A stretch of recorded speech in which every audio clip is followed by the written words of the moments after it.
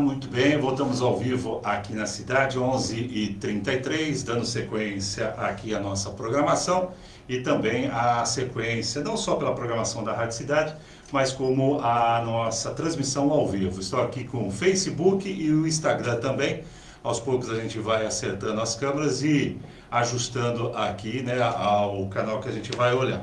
Nós já seguimos todos os protocolos, então por isso até aqui a gente deixar de lado aqui essa parafernália toda, para a gente poder trazer aí essa transmissão também, um conteúdo bem aprimorado aqui. E hoje no programa eu quero falar um pouquinho sobre a educação de uma maneira geral, e o convidado aqui nos nossos canais, nas redes sociais, o professor Gustavo Diniz está aqui no nosso estúdio, ele que é lá da Casa Amarela, é uma livraria independente que vai bater um papo com os nossos ouvintes. Professor, muito bom dia, obrigado pela visita aqui no nosso estúdio hoje. Bom dia, Heraldo, bom dia, ouvintes, é um prazer estar aqui, espero contribuir com algumas ideias, com algumas histórias aqui da cidade. E o que é a Casa Amarela? Explica para os nossos ouvintes, ela é amarela mesmo, né? A Casa Amarela, cada vez mais amarela. A Casa Amarela foi inaugurada em 2017, em meados de março. A intenção desde o início era proporcionar educação, cultura, né? Jundiaí vive uma contradição um pouco esquisita, né? A gente tem uma proximidade muito grande com São Paulo, por isso um acesso, né, a diversos serviços, a diversas opções.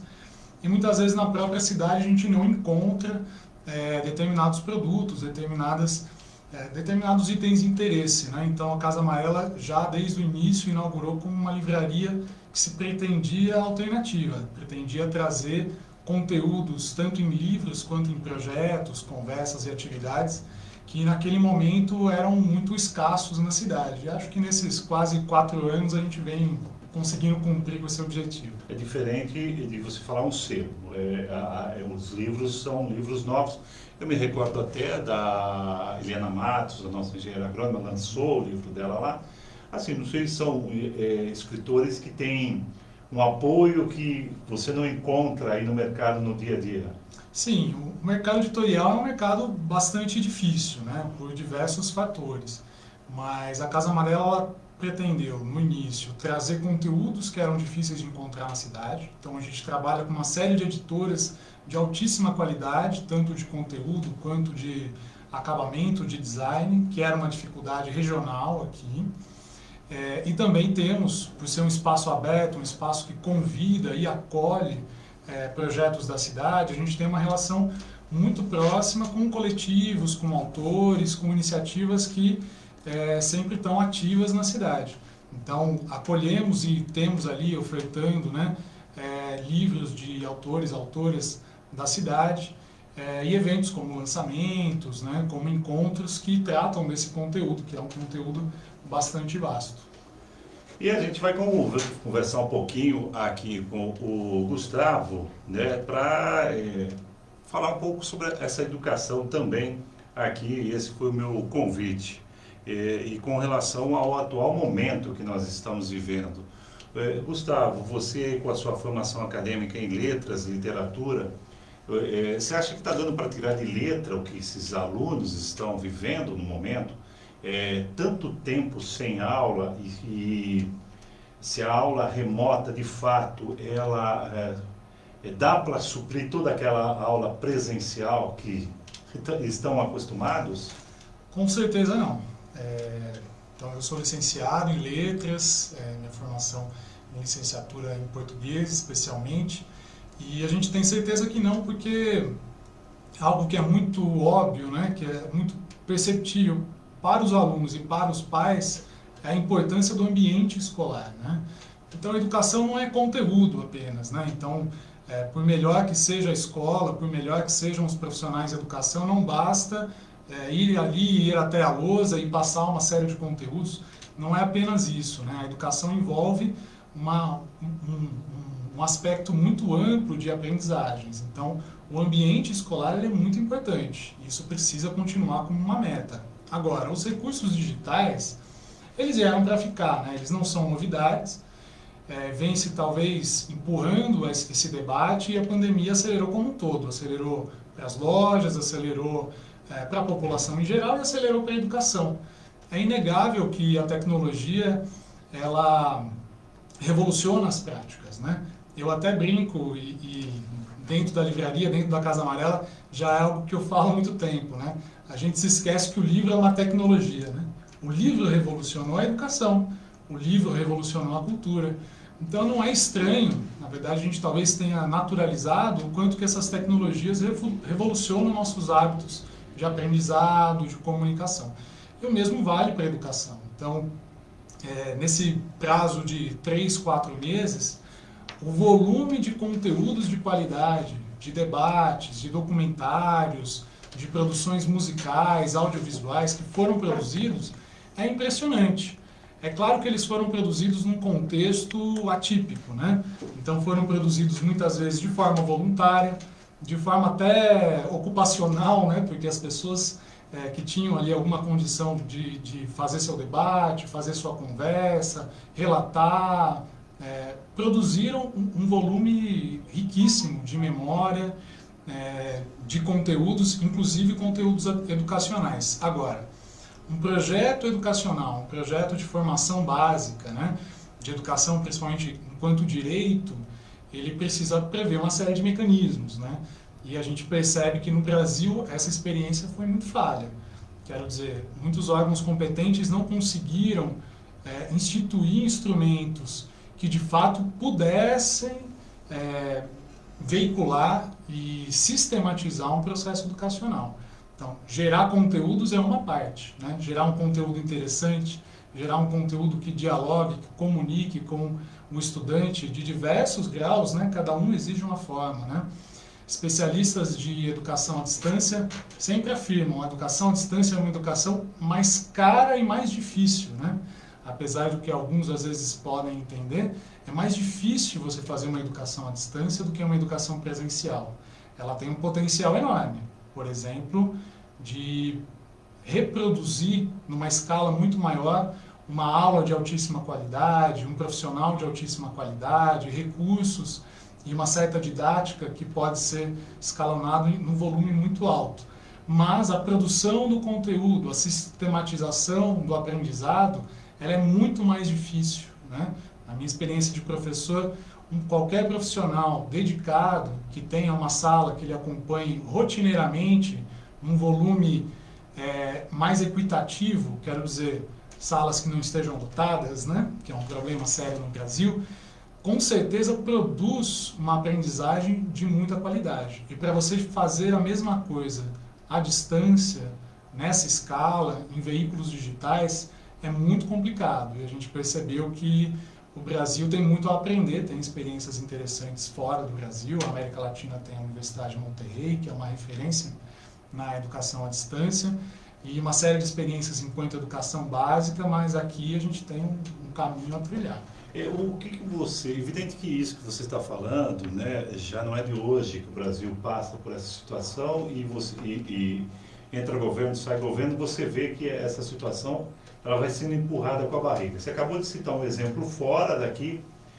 O que é necessário para se mudar, para se ter, por exemplo, não essas classes auditórios, né? Parece grandes auditórios, onde o professor leva um tempão para domar a classe até começar uma aula, dar um conteúdo, e que efetivamente a nossa educação mudaria e transformaria esse país dentro desse contexto que você está colocando.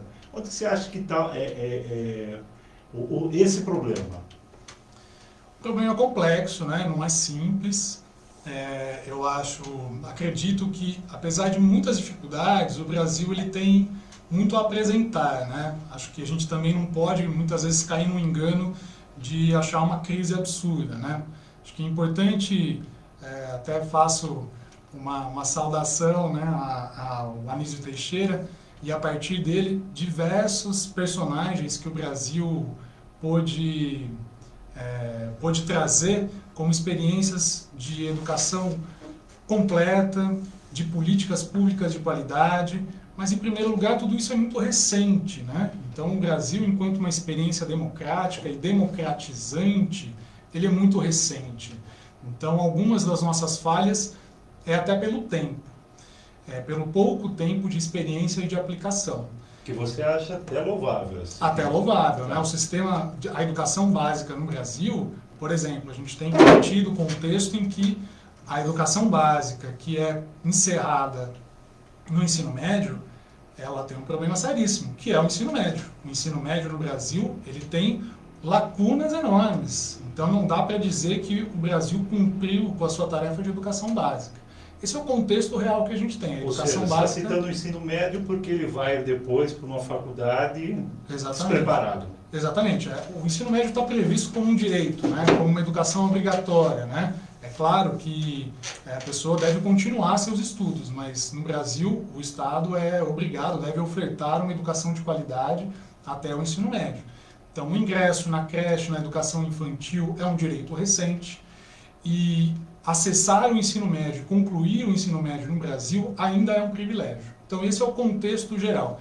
O sistema educacional brasileiro, ele não tem 100 anos de existência, né? Ele é bastante recente. E além do pouco tempo de existência, o Estado e a sociedade brasileira vivem aos tropeços, né?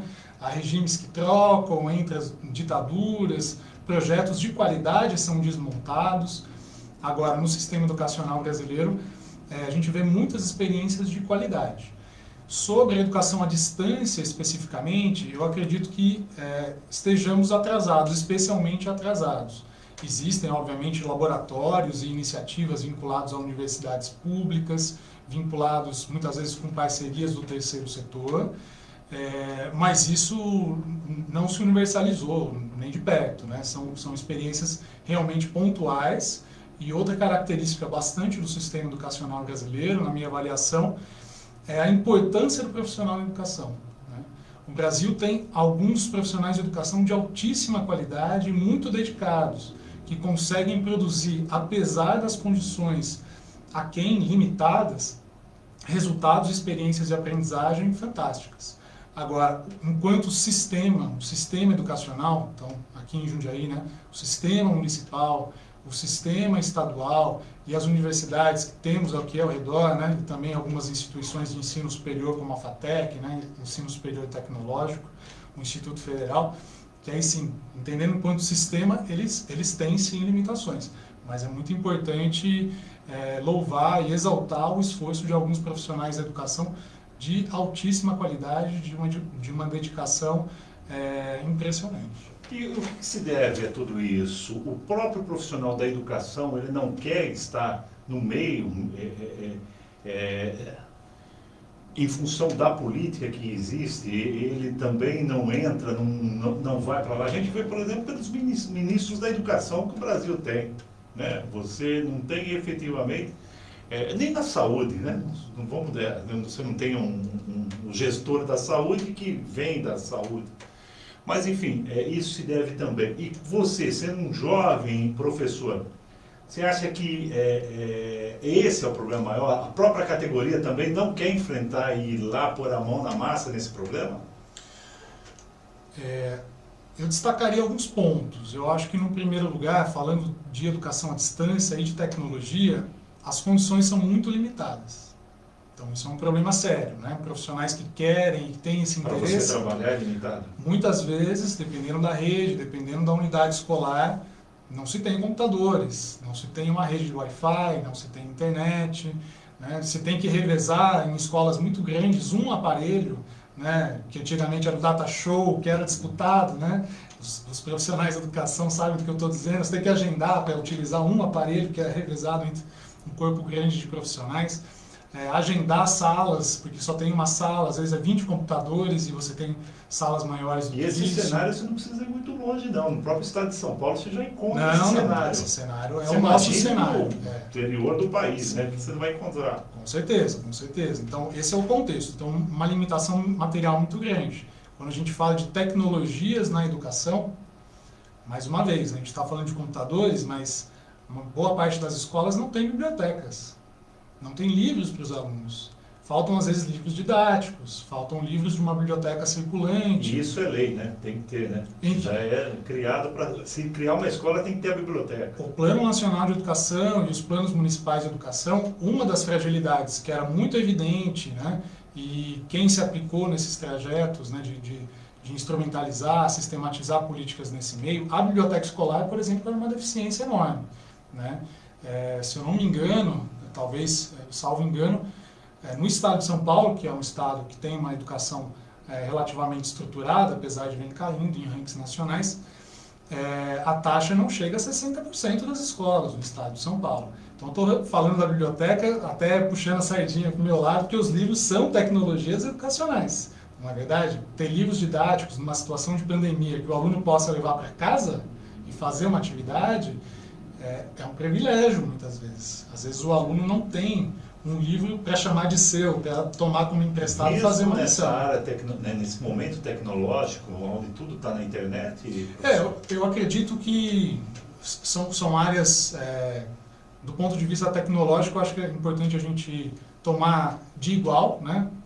Defendendo os livros um pouco, mas também os aplicativos, também os softwares, né? Também os meios, porque o smartphone se popularizou muito, né? Como um computador pessoal, que quase todas as pessoas têm acesso, muitas das vezes. Mas aí volta esse outro problema. Pode ser pensado para o livro, pode ser pensado para um computador, para um software. Qual é a formação, qual é o contexto de se utilizar isso? A gente falou da existência das bibliotecas, mas você precisa de uma formação, precisa de uma condição adequada para trabalhar com aquela tecnologia, o livro. Para trabalhar com o celular, a mesma coisa. Não adianta simplesmente compartilhar o link num canal, numa plataforma, achar que o aluno vai acompanhar todo aquele conteúdo, vai conseguir interagir de forma natural, né? A educação é um processo dialógico, né? Então esse processo ele exige uma presença e uma política, e aí a política não é uma política apenas de Estado, uma política de sala de aula, uma política pedagógica, né? De como você vai se relacionar com esse conteúdo. Então a educação ela sempre parte de um projeto, de um plano, de uma metodologia. Nada pode ser jogado para o ar achando que vai cair da maneira correta, né? Bom, o professor, nesse caso, tem saída para tudo isso? Tem saída para esse momento que nós estamos vivendo?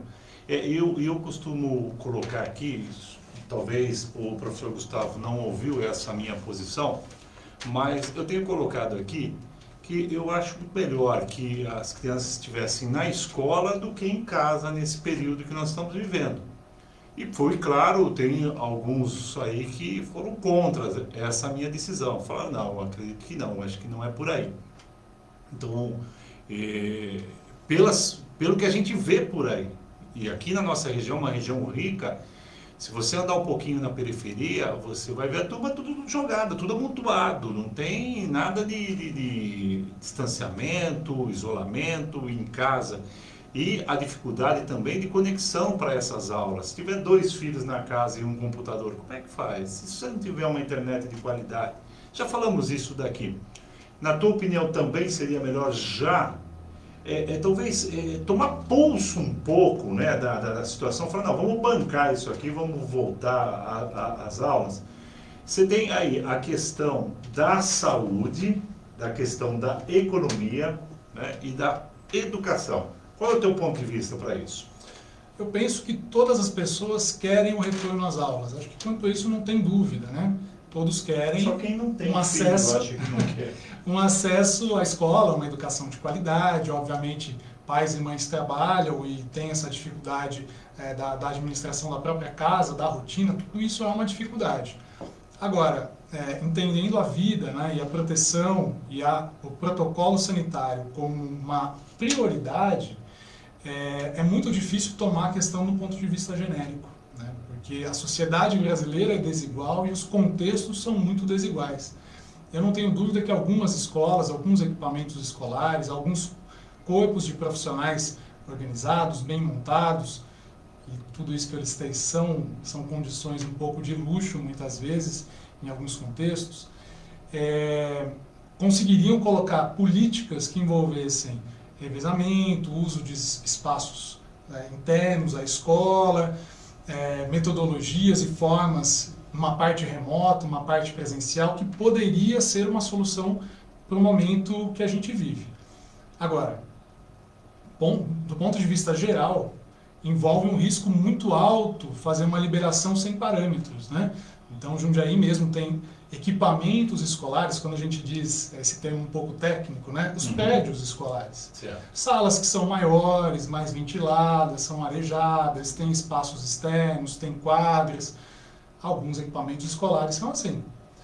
Outros equipamentos escolares lembram desenhos de prédios bastante assustadores, né? De corredores apertados, de salas fechadas, sem ventilação, salas que não comportam o tamanho das turmas, escolas que não têm espaços abertos. Então, para esse contexto, que com certeza aparece muitas das vezes, seria uma preocupação muito grande. Então, não é uma questão simples. Com certeza, profissionais da administração escolar, da gestão dos sistemas escolares, sabem muito bem disso. A questão é que muitas vezes as políticas, né, e o modelo, enquanto Estado, enquanto administração de política pública, ele é generalista, né? Ele tenta criar uma regra para todos. E quando a gente fala de sistemas escolares, né, só para ter uma proporção, o sistema do Estado de São Paulo, o sistema educacional do Estado de São Paulo, ele é maior que o sistema educacional de alguns países. Então a gente está falando de uma população escolar muito grande, com contextos escolares muito diferentes. Então, indo um pouco para o nível estadual, a gente tem um bom retrato disso.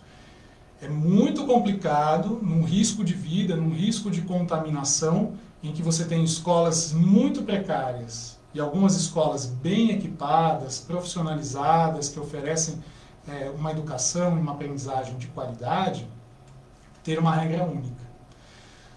No nível municipal, é um pouco mais homogêneo. A gente estaria diante de um panorama um pouco mais fácil de lidar, mas certamente isso também iria acontecer, até pela diferença desses estratos sociais que a gente comentou, né?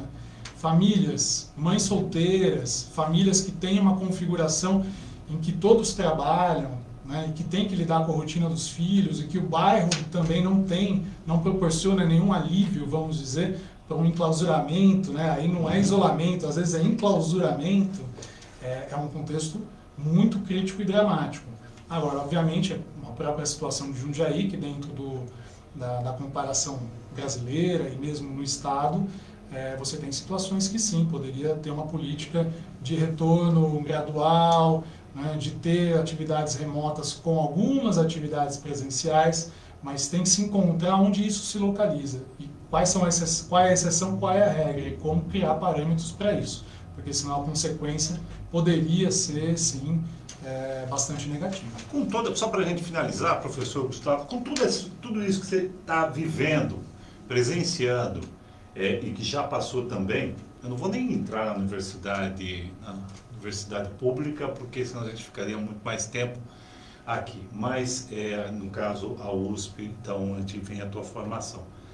E eu particularmente também estou vivendo aí esse momento. Está te deixando muito triste esse cenário que você está presente hoje? Você acha que poderia mudar, fazer alguma coisa? Particularmente as pessoas terem mais vontade, iniciativa para mudar isso, e não está acontecendo? Bom, eu acredito que a vida seja uma sequência de oportunidades, né? E dificuldades numa pandemia como essa, né, que assolou o mundo todo, realmente é uma oportunidade de algumas transformações de hábitos, transformações de posturas, né? E talvez algumas inversões de objetivos. Por parte de quem você está se referindo? Acredito que por parte de todos, né? A gente tratou bastante aqui da educação, e a educação é o interesse de todos. É o interesse de pais, de mães, é o interesse dos jovens, das crianças, é o interesse da família como um todo, dos idosos, né? É um sistema que é absolutamente integrado. E é outro problema que a gente vive no Brasil. Parece que quando a gente fala de educação, a gente fala só das crianças, e nós, mais velhos, adultos e mesmo idosos, não têm uma relação com a educação. Não, a educação é algo muito total, né? Muito absoluto, abrangente. Então, sim, é uma oportunidade muito boa. Concordo que o Brasil, e de maneira geral, em muitos contextos, não tem sido aproveitada essa oportunidade. Eu acho que a educação à distância ela é um tema a ser tratado com seriedade. Se percebeu de forma rápida que não dá para jogar a educação à distância e fingir que ela acontece, ela não acontece. Ela precisa de uma política, é uma política educacional feita por pessoas dedicadas, bem formadas, experientes, que aí sim é um instrumento educacional para jovens e para adultos, que a gente também se diverte bastante com conteúdos e canais como esse aqui, né? Estamos aí ao vivo comunicando, né? Produzindo informações, produzindo reflexões com um acesso bastante facilitado pelas tecnologias. Muito bem, quem quiser encontrar aí o professor Gustavo para trocar uma ideia, conhecer os seus projetos, pode entrar. Eu tenho aqui o Instagram da Casa Amarela Jundiaí, é isso? @Casa Amarela Jundiaí. Exato. Né? E esse daí no Facebook também? Também, mesmo canal, @Casa Amarela Jundiaí, encontra lá nosso acervo, os livros, né, que a gente escolhe com bastante carinho. E também atividades, estamos indo também para o digital, a Casa Amarela que sempre produziu cursos, debates, encontros, também estamos passando para os canais digitais aos poucos, oferecendo essas atividades @Casa Amarela Jundiaí. Entra lá e você vai poder conversar com o professor Gustavo, até trocar uma ideia. O interessante, faço o convite, que quem quiser, quem tem aí filhos, né, no ensino médio, no ensino fundamental, que vá, inclusive o professor, né, para esse ambiente, né, o ambiente da educação, da cultura, da literatura, né, você vai ensinando isso. Até dê o exemplo, de preferência, para que você não sonegue esse tipo de conhecimento aos seus filhos. Muito obrigado, então, pela presença. Sucesso aí. Eu agradeço, Heraldo, agradeço o ouvinte, desejo a todos, a todas uma boa semana, um bom dia. Conversamos aqui com o professor Gustavo Diniz, falando um pouquinho sobre a sua Casa Amarela, a livraria aqui na cidade, também sobre a educação, tá? 12:00 em ponto, nós vamos agora, daqui a pouquinho tem o Dr. Anselmo aqui no programa, e já nós vamos trazer aqui dando sequência ao nosso panorama, tá? O pessoal aí nas redes sociais vai poder ver novamente esse conteúdo e esse vídeo que vai ficar salvo lá. Tá bom, gente? Muito obrigado aí pela tua participação aqui dentro do nosso programa. Eu agradeço. Deixa eu só fechar uma coisa.